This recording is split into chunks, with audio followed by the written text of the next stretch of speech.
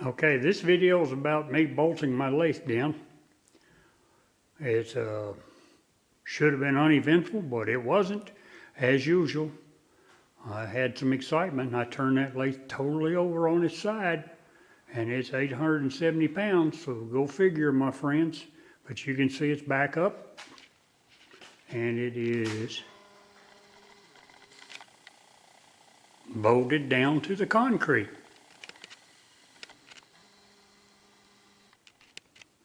Okay, so after this brief message here, I'm going to show you how. Okay, the window's still open for you guys to buy a beaver. Now this video well, not this one, but you see that big old bowl up there I'm building? That's the next video after this one.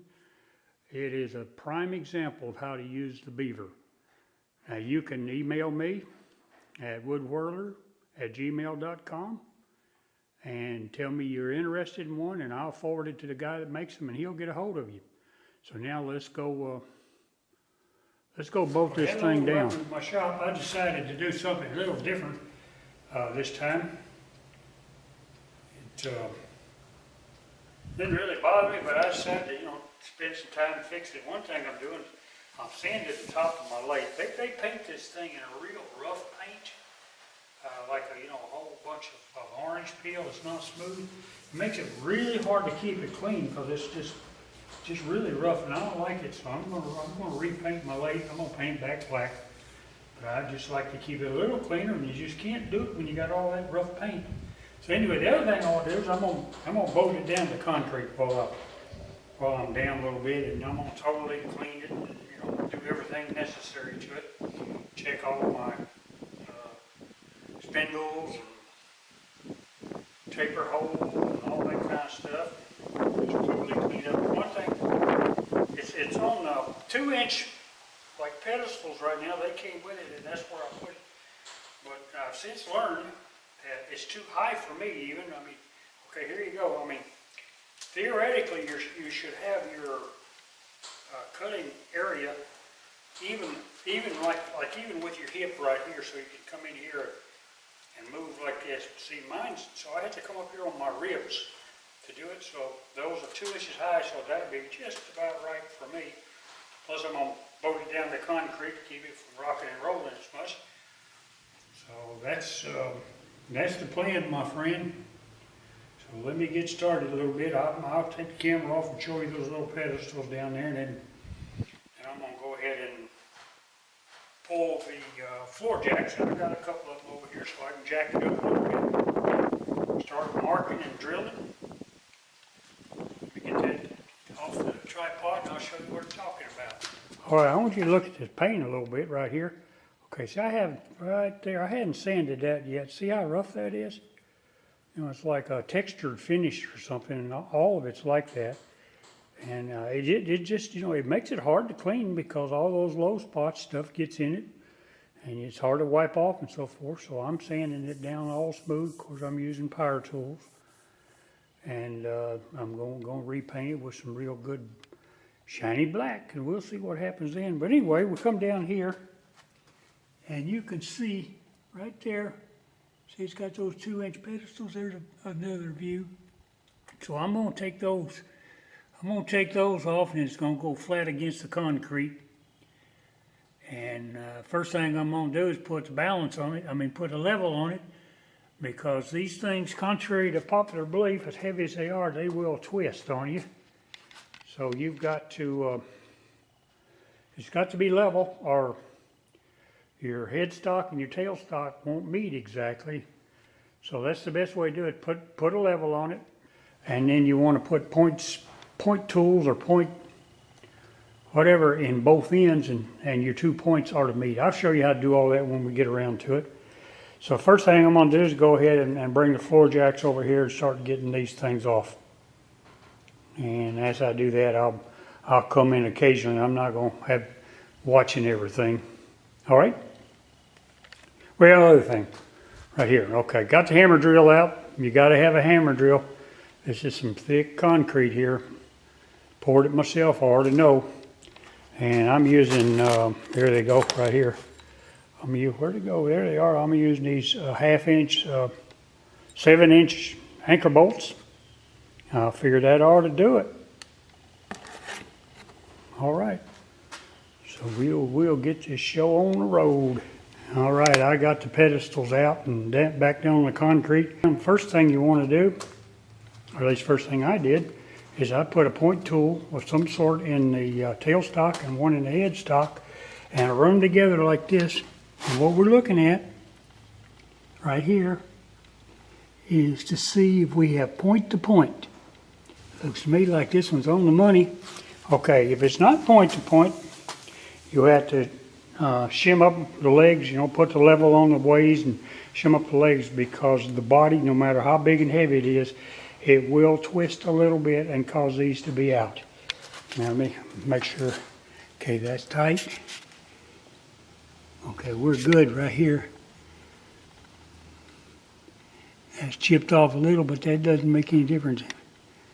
That's good. Now sometimes that's important, sometimes it's not. But it's better to have it there if you can have it, especially you pin turners. All right, next thing I got to figure out how to do is how to mark where my holes are going to be and get this almost 800-pound lathe moved off so I can drill them. That by yourself can be challenging.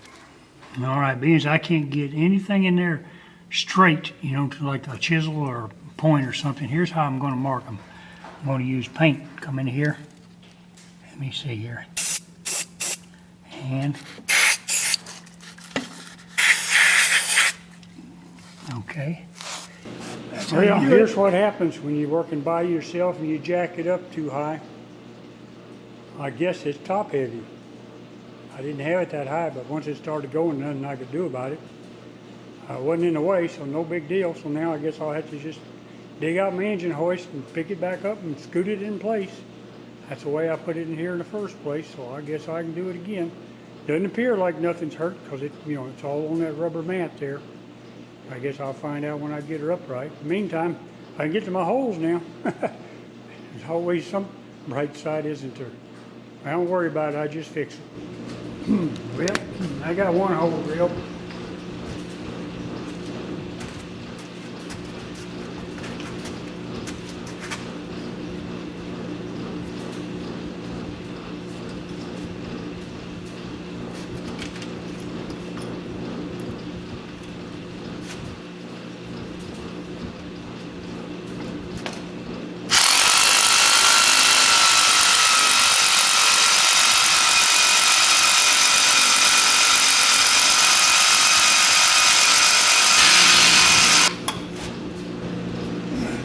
All right, it's the next morning.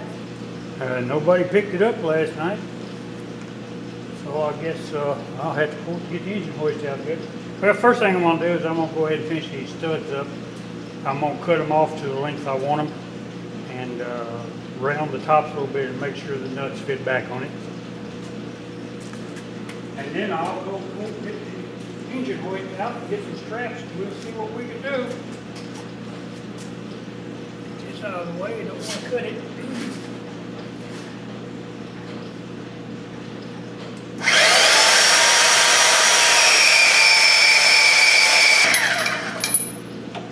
That was pretty easy. All right, all I'm going to do now is try to get it on its feet. It's heavy, I'm telling you that for a fact.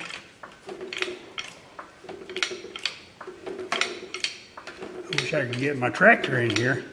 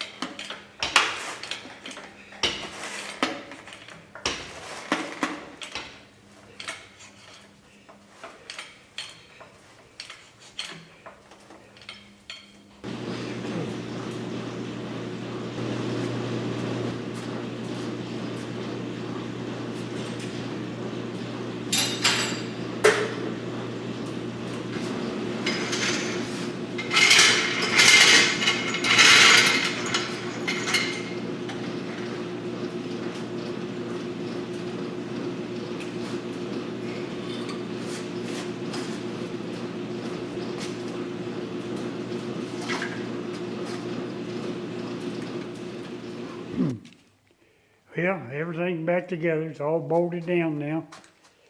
You can see down there. So it ought to be good to go. Got to finish cleaning it up and painting it, but everything works. And I beginning to think it wasn't, but found out the reset button, it got hit when it fell over. So only thing is the bracket holding this is it got bent a little bit under there. I'm gonna see if I can't do something with it here in a little while. But other than that, it's fine. It works fine. No big deal. So there you go. I hope it's worth it. I'll find out in a day or so. I got a great big old piece of honey locust. It's gonna be let me show you. As a matter of fact, there it is right there. That's a piece of honey locust I'm gonna put on there and make a great big old salad bowl out of it. Still got stuff I gotta put up. Engine hoist is still out in the middle of the floor. I'm glad I had it. I'm glad I saved all those old tools I had back when I used to build engines all the time. Come in handy. You never know when you're gonna need them. There's no way I could have got that up without it. There's no way. It would have took at least 3 or 4 guys and then probably had to take it all apart. Now I think it's like 870 pounds. The engine hoist struggled with it, but I got it. It's back. I'm not gonna move it no more. I guarantee you that. So, come back for more adventures and mishaps. This is the place to find them. Also, I turn pretty wood. Subscribe. Take care. Call your mama.